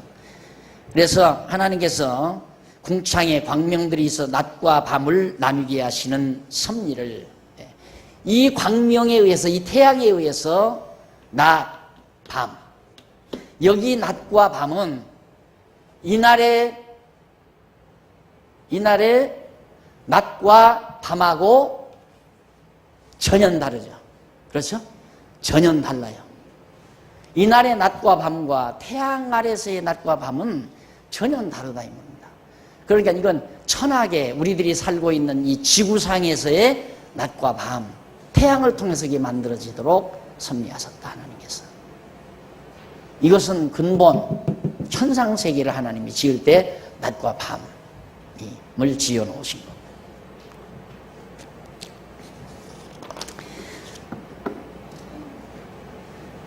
그런데 이제 보통 교회학교에서 중고등부 아이들을 가르치다 보면 학교에서는 뭐 지구가 몇 억만 년이니 몇만 년이니 뭐 이런 거 얘기 되잖아요. 그런데 선생님들이 이제 우리 교회에서 이런 근본적인 내용을 모르니까 이 아브라함 때부터 이때까지 그리고 성경에 나오는 족보를 따져보니까 아담 때부터 이때까지가 예수님 때까지가 한 4,000년 그리고 예수님 오신 이후 지금 때까지가 한 2007년이니까 한 2000년 그러면 전부 6,000년밖에 안 되는 거예요. 그러니까 똑똑한 학생이 선생님 그러면 이 지구가 6,000년밖에 안 됐어요? 그럼 그렇게 대답했다는 문제가 심각한 거예요. 에이, 선생님 무식하다. 지금 몇만 년 된 화석들이 다 드러나고 다 그러잖아요, 지구상에. 그래서 이제 가장 문제가 이 창조 세계를 어떻게 보느냐가 매우 중요한 겁니다. 굉장히. 그러니까 정말 이때의 낮과 밤이 다르고 저때의 낮과 밤이 다르고 또 빛도 이때의 빛과 이 광명과 전혀 달라요. 아주 달라요. 그러니까 이 세계는 얼마가 흘렀는지 영겁의 세월이 얼마가 흘렀는지 우리는 측량 못하는 우리의 시간적 개념은 태양을 기점으로 해서 시계를 보아야만이 1시간 지났네 2시간 지났네 이것 알 수 있는 정도의 이 참새벌이 만도 못한 별 볼 일 없는 이런 두뇌로 이해할 수 없는 그런 영겁의 시간이 흘렀다고 볼 수밖에 없는 거예요. 시간을 어떻게 왜 보통 그런 말이 있어요. 판토라의 시간이라는 말이 있어요. 내가 잠을 자면서 꿈을 꿉니다. 꿈을 꾸는데 아침에 일어나서 막 어느 산에를 가서 수렵을 하다가 막 꾸엉을 잡고 노루를 잡고 막 그러면서 돌아다니다가 갑자기 큰 바람들이에서 나무가지 안에가 꺾어 내려져 가지고 팍 목에 걸치는 거예요. 그래서 깜짝 놀란 거야. 벌써 수렵에서 가서 점심도 먹고 짐승도 몇 마리 잡고 우리가 시간이 엄청 흐른 거예요. 그런데 그런 많은 시간들이 어느 순간 그 꿈을 꾼 건가 옆에서 남편이 자다가 아내가 자다가 그만 답답하니까 팔을 이렇게 젖혀서 내 목에 탁 걸트리는 순간 그 오랜 시간의 수렵 시간이 다 꿈으로 다 이해되는 거예요. 그걸 판토라의 시간이라고 그러죠. 그러니까 팔이, 아내의 팔이 내 목에 턱 걸트리는 건 순간이에요. 근데 그 순간에 아침 먹고 가서 꽝 잡고 노루 잡고 점심 먹고 또 나가서 막 수렵을 하다가 나뭇가지에만 자기가 쉬는 순간 깬 거예요. 그런데 그 순간이 언제냐면 아내의 팔이 내 목에 걸치는 순간 그 기나긴 꿈을 꾼 거란 말입니다. 그러니까 사실 시간은 허상이에요. 따지고 보면 허상. 실존, 그래서 실존주의가 나오는 거거든요. 실제로 존재하는 것만이 참으로 존재하는 거다. 이런 얘기를 하는데, 그러다가 보면 아무것도 설명이 불가능한 거예요. 그래서 이런 영겁의 시간이 흘러간 하나님의 창조 세계를 어찌 인간의 조브라운 눈으로 뭐 5천년 됐느니 6천년 됐느니 하고 따지는 것은, 근데 오죽하면 학자들까지라도 뭐 히브리어에 이 날은 한 날, 첫째 날 해서 나는 요미라는 말이다. 히브리 말로 요미인데 이것은 24시간 요을 말하는 거다. 그러면 창조 때부터 지금까지 그러면 6천년밖에 안 됐다는 얘기가 안 되잖아요. 그런 거 물으면 그러면 묻지 말라 이거예요. 어쨌든 글자는 24시간 하루를 말하는 거다. 그러니까 엿새 동안 지금 우리가 다 하루 이틀 엿새 동안에 이 천지만물 하나님이 다 지어놨다. 이렇게 자꾸 생각하는 거죠. 그거 아니에요. 얼마나 많은 영겁의 시간들이 이 창조 과정을 통해서 이렇게 오늘 지구가 이렇게 만들어지고 태양이 만들어지기까지 벌써 넷째 날 아니에요. 여기까지는 이제 이것에 의해서, 이 빛에 의해서 하루와 낮. 근데 나흘째는 이제 광명을 만들어서 낮과 밤이 이루어지도록. 태양을 만드니까 태양을 중심으로 지구가 뱅글뱅글 돌 거 아니에요. 드러난 육지 지구가. 이게 돌면서 도는 템포. 그걸 하나님이 다 정해놓으시고. 그 도는 템포에 의해서 태양과 지구와의 거리가 정해질 거 아닙니까? 지구가 태양과 가까워져도 숯덩어리가 되고, 너무 멀어지면 얼음덩어리가 되고, 적당한 위치에 하나님이 놔두셔서 지구가 돌면서 낮과 밤을 이루어가도록 하나님이 그렇게 만들어 놓으셨다. 이제 그런 얘기입니다. 그 다음 이제 넘어가서 1장 20절로 25절까지, 여기까지 이제 다 끝나는 겁니다. 1장 1절로 25절까지, 거기까지는 각종 생물 세계를 창조하는 그런 내용이 나옵니다. 넷째 날까지 다 끝났죠? 넷째 날까지. 끝나고, 그 다음 이제 다섯째 날 돌아오는데, 그게 20절로 23절, 물속의 모든 생물과 공중의 새를 창조합니다. 자, 여기 이제 바다도 있고 육지도 있고 태양도 있고 그러잖아요. 이날 만들었으니까. 그러니까 바다에는 물고기, 공중에는 나르는 새. 이걸 하나님이 다섯째 날에 지어놓은 거죠. 공중에 새, 물고기. 이것이 다섯째 날. 그리고 여섯째 날에는 24절로 25절. 여섯째 날. 24절로 25절. 자, 여기서 여섯째 날 짐승. 각종 들짐승.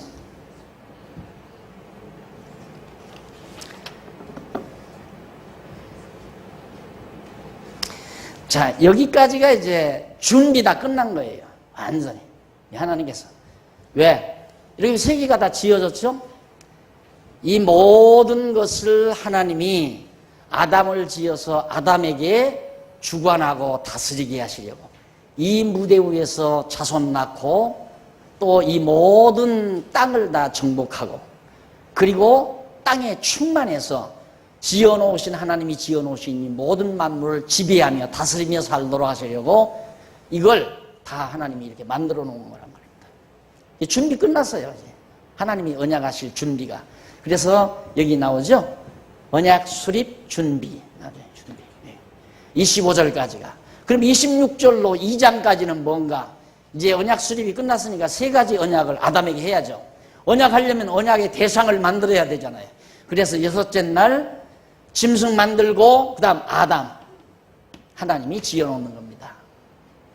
이게 언약의 대상으로 삼으시려고 아담을 당신의 형상 따라 짓는 내용이 바로 1장 26절로 27절에 나오죠. 그래서 거기는 한번 읽어봅시다. 하나님이 가라사대 우리의 형상을 따라 우리의 모양대로 우리가 사람을 만들고 그로 바다의 고기와 공중의 새와 육축과 온 땅과 땅에 기는 모든 것을 다스리게 하자 하시고 하나님이 자기 형상 곧 하나님의 형상대로 사람을 창조하시되 남자와 여자를 창조하셨다라는 말씀이 나옵니다. 자, 그러면 결국 하나님이 그렇게 모든 지어놓으신 이 모든 것들을 하나님이 다스리게 하자. 목적은 거기 있어요. 모든 걸 다스리고 주관하게 하시려고 어떻게 자기 형상대로 사람을 만들었다. 어떻게 만들었나? 28절로 31절까지 보면 자 37절에 거기서 하나 하고 넘어갈 것. 여기서 하나님께서 그렇게 말씀합니다. 우리가 우리 형상대로 우리가 우리의 형상 따라 우리라는 말을 써요. 우리 복수죠. 분명히 하나님은 한 분이니까 내가 내 형상대로 그렇게 말씀을 해야 하는데 우리가 우리 형상대로 그렇게 말씀을 했다 이 말이에요. 그래서 어떤 사람은 하나님이 여럿이다. 이건 삼위일체를 말한 것이다. 뭐 이런 얘기를 참 많이 합니다. 왜 하나님이 복수를 썼느냐. 근데 그래서가 아니라 예를 들어 엘 하면 능력입니다. 능력. 엘로힘 하면 능력들이고 복수예요. 엘로힘 하면 능력들. 근데 엘로힘 해놓고 하나님이라고 번역하는 거예요. 이 하나님에게는 항상 복수를 써요. 왜? 크다, 많다는 개념을 담기 위해서.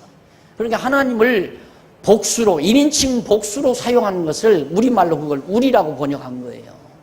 그냥 내가 번역해도 상관이 없어요. 하나님이니까 복수로 1인칭을 써야 돼요. 복수 1인칭을. 많다, 크다라는 개념을 담아서. 그러니까 이건 뭐 하나님이 여럿이라서 우리라고 쓴 게 아니라 또 삼위일체이기 때문에 사위가 되시기 때문에 우리라고 쓴 게 아니고 하나님을 표현하는 언어는 항상 복수를 사용한다. 크다, 많다라는 개념을 담기 위해서. 아시겠죠? 자, 그리고 이제 28절로 23, 31절, 37장에 7페이지 나옵니다. 아담이 사람에게 세 가지 복을 언약을 합니다. 하나님이 지어놨는데, 근데 사람을 창조할 때 흙으로, 여기죠. 여기 육지, 여기서 나온 이 육지에 있는 흙에다가 하나님의 생기를 불어넣어요. 그러니까 생명이 돼요. 생명이. 흙도 하나님의 피조물이죠. 하나님이 흙을 지어놓으시고 흙으로 만들어요. 사람의 형상을 만들어 그 속에다, 코에다가 생기란 뭐냐면 살아있는 기운이에요. 살아있는 기운. 예, 하나님께서 살아있는 기운을 훅 불어넣으니까 인간은 살아있는 영물이 됐다. 지금 우리와 같은 존재가 아니에요. 영물이에요. 처음 지어놓은 아담. 우리는 영성이 다 죽었잖아요. 영물이. 이 세상 태어날 때는 죽은 영으로 태어나요. 엄마 뱃속에 나올 때 다 죽은 영으로. 그러니까 이때 만들어진 아담은 살아있는 영이었어요. 왜? 생기를 불어넣으니까 산 영이 됐다 이 말입니다. 그럼 생기란 뭐냐? 생명의 기운이에요. 그러니까 오늘 우리 인간은 생명이 없어요. 생명의 본체를 가지고 사는 게 아니에요. 생명의 본체를 가지고 사는 게 아니라 우리 지금 흙덩어리 아니에요. 이게 흙덩어리거든요.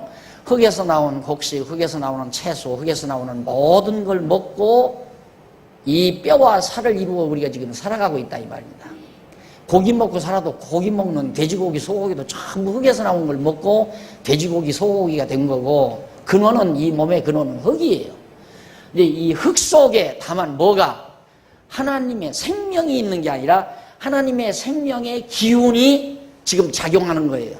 그러니까 아이고 기운이 있다 없다. 기운 없으면 죽어요. 기운이 없어져 버리면 죽어요. 기운이 있는 걸 살았다고 하는 거예요. 아 기운이 펄펄 난다. 그건 건강하다는 얘기고 기운이 약해. 그건 몸이 약하다는 뜻이고요. 이 건강하고 몸이 약한 거 전부 기운에 좋아해요. 무슨 기운에? 살아있는 생명의 기운에. 그러면 생명은 누구냐? 하나님만이 생명의 근원이에요. 생명은 하나뿐이에요. 하나님만이 생명이고 그 생명으로부터 우리 인간은 기운을 받아 산다. 그래서 바울이 아덴에서 한 설교 가운데 우리는 그를 힘입어 하나님을 힘입어 기운을 힘입어 산다. 이 기운을 받아야 하나님께로부터 기운을 받아야 살고 움직이며 존재할 수 있다. 이게 바울이 그 유명한 헬레니즘과 히브리즘을 정통한 대석학 사도 바울이 인간의 존재를 설명하는 유명한 설교입니다. 그 설교했던 자리 가서 사진 하나 찍은 적이 있거든요. 바울이 설교했던 그 아덴에서 설교한 자리. 우리는 그를 힘입어 하나님을 힘입어 생명이신 하나님을 힘입어 살아있다. 그러니까 우리가 숨쉬고 눈 뜨고 이렇게 움직이는 것 전부 하나님의 힘을 받아 사는 거예요. 그래 죽고 사는 거 하나님께 달린 거죠. 언제라도 하나님이 우리에게서 기운 걷어버리면 죽어요. 그냥 흙으로 돌아가요. 그대로 흙으로 돌아가요. 흙덩어리예요. 그냥 기운 빠지면서 흙덩어리예요. 그냥 바로 하나님이 기운을 공급하면 다시 살아나는 거고, 흙에다가 하나님이 기운을 공급하면 거기서 생명체가 막 다 나오잖아요. 흙 속에서. 이만한 눈에다 넣어도 안 아플 이 계자씨 같은 거 땅에 떨어졌는데 하나님이 거기에 생명의 기운을 작용하면 그게 어떻게 큰 나무로 자라날 수 있느냐 이 말입니다. 하나님이 그 땅 속에 생명의 기운을 작동시키니까 싹이 돋고 눈이 나고 해서 점점 큰 건목으로 자라나는 거죠. 나무도 그렇고 짐승도 그렇고 천하 모든 만사가 다 하나님의 기운을 받아서 존재하는 겁니다. 그러니까 오늘 우리에게는 사람 되는 기운을 불어넣는 거고, 돼지에게는 돼지 되는 기운을 불어넣는 거고, 나무들에게는 나무가 되는, 사과에게는 사과가 되는 기운, 그 다음 배에게는 배가 되는 기운, 각종 식물마다 전부 필요에 따라, 하나님이 필요에 따라 그 기운을 분별해서 공급해 줄 때 개도 되고 고양이도 되고 말도 되고 소도 되고 호랑이도 되고 사자도 되고 사람도 되고, 이게 하나님의 창조 질서예요. 이 하나님의 생명이신 하나님을 근거하지 않고는 아무것도 존재할 수가 없어요. 다 죽어버리고 말지. 그래서 하나님은 생명의 기운이다. 이렇게 해서 창조해 놓으시고 하나님께서 아담에게 세 가지 언약, 아까 말한 대로 자손 번창해라, 땅 정복해라, 다스리라 하는 이 세 가지 언약을 하나님께서 아담에게 해 주시는 겁니다. 그러면 35페이지에 양쪽 가로 읽은 3대 언약 수립 1장 26절로 2장 3절까지인데, 여섯째 날 하나님이 자기 형상대로 사람을 창조했어요. 그거는 다 설명했죠. 그 다음 넘어가서 28장 31절 37페이지 나옵니다. 하나님이 사람에게 세 가지 복을 언약하시는 내용이다. 한번 읽어보십시다. 하나님이 그들에게 복을 주시며 그들에게 이르시되 생육하고 번성하여 땅에 충만하라. 땅을 정복하라. 생육하고 번성하라. 그 다음 충만하라. 그 다음 땅을 정복하라. 바다의 고기와 공중의 새와 땅에 움직이는 모든 생물을 다스리라. 이 세 가지 아니에요? 3대 언약이에요. 그래서 창세기 1장 28절 그것이 3대 언약 내용입니다. 명령으로 주어지죠. 정복하라, 생육하라, 정복하라, 다스리라. 명령이에요. 왜? 절대자와 상대자 사이의 언약은 서로 합의로 이루어지는 게 아니라 명령으로 이루어진다. 그래서 중요한 겁니다. 그래서 허다한 학자들이 이걸 언약으로 보지를 못해요. 실컷 뭔가 아주 고상하죠. 문화명령이다. 이거예요. 인류 문화명령. 인간을 지어놓으시고 하나님은 인간들에게 문화를 창달하라고 명령하셨다. 그러니까 우리는 열심으로 문화 개발을, 문명을 개발하고, 그래서 아름다운 문화를 창출해낼 수 있는, 내야 하는 사명이 우리 인간에게 있다. 이게 최고의 신학자들이 하는 얘기예요. 그러니 거기서부터 그렇게 빗나가니까 성경이 풀려요? 안 풀리는 거예요. 절대 안 풀려요. 여기서 꽉 맥힌 거예요. 여기서 장벽으로. 훌륭한 한평생 20년 30년 해외에 나가서 공부하고 돌아온 대석학들이 창세기 1장 28절 문화명령이다 한마디 해놓으니까 나머지 뭐 다른 사람들은 끽소리 못하는 거죠. 네가 그걸 어떻게 알아? 네가 학자보다 나? 내가 그 아무개 학자보다 네가 나으냐? 안 믿어요. 믿지를 않아요. 그러니까 여기서 하나님의 3대 언약을, 하나님이 해주겠다는 언약을 인간이 아름다운 문화를 만들어 가라 하는 명령으로 들으니까 뭐가 풀리겠느냐 이 말이야. 아무것도 안 풀리는 거지. 그래서 여러분 우리 성경신학의 개관은 1장 28절을 하나님의 3대 언약으로 눈이 뜨여졌다는데 개가의 핵심이 있습니다. 이걸 문화명령으로 보지 않고. 이 차이가 어떻게 되느냐. 이건 문화명령으로 보는 건 인간이 해야 된다는 하라는 하나님의 명령이고 3대 언약은 하나님이 하시겠다는 약속이고 언약이고 전혀 다르잖아요. 그렇게 딱 눈이 뜨고 나니까 다 풀리는 거 아니에요.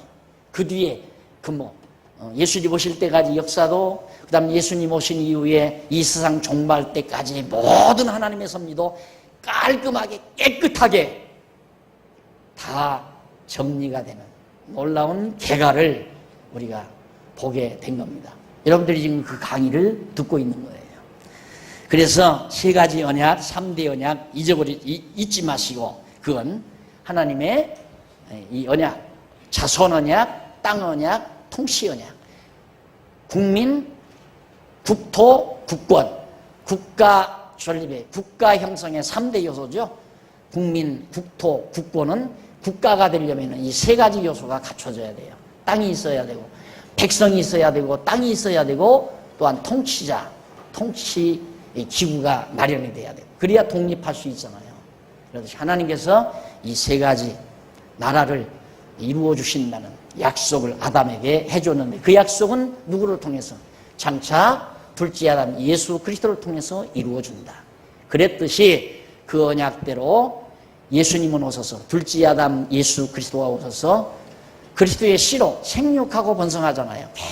계속해서. 육신의 혈통으로 낳는 게 아니라 그리스도의 영으로 생육하고 번성다. 예수를 그리스도로 믿는 그리스도의 지체들이 자꾸 태어나잖아요. 하나님의 백성들이 확보가 됩니다. 그 다음 땅끝까지 이 놀라운 복음으로 다 정복해버립니다. 그리고 나서 마지막 새하늘과 새 땅 이루어가지고 예수 그리스도가 영원토록 하나님의 나라를 다스려가는 하나님의 약속대로 영원한 하나님의 나라를 이루어서 그리스도로 다스려갈 수 있도록 섭리하시는 역사 프로그램이 마련돼 있고 그런 준비가 지금 진행되어져 가는 역사 현장에서 우리가 살아가고 있는 겁니다. 다음 시간 2장 1절로부터 7째 날 하나님의 섭지를 공부하도록 하고 오늘 강의 여기서 마무리를 합니다. 공부하신 것 가서 노트를 이 교재를 한번 다시 공부하는 것 복습을 하시고 다음에 공부할 한 5장 이상 공부할 거예요. 5장 이상 내지 10장 정도 창세기. 그러니까 지금 2장이니까 한 12장 정도까지 여러분들이 공부를 해 오시면 되겠습니다. 그 그림은 천지창조 구조가 40페이지에 나와 있죠. 자세히 들여다보시면 여러분들이 강의한 내용이 다 눈에 선하게 들어올 겁니다. 자, 기도하십시다. 살아계신 하나님 아버지, 지금도 저희들에게 생명의 기운을 공급해 주셔서 눈 뜨고 귀가 열리고 입으로 말을 하며 밥을 먹고 거동하며 살도록 은혜 주신 것을 진심으로 감사합니다. 왜 이런 놀라운 은혜를 우리에게 베풀어 주셨나를 우리는 잘 알고 있습니다. 하나님 아버지, 정말 하나님 능력이 아니고는 내가 존재할 수 없는 나 자신임을 솔직하게 인정하고 바르게 깨달아서 바른 인생관을 정립하는 사랑하는 종들 되도록 역사하시옵소서. 예수님의 이름으로 기도드립니다.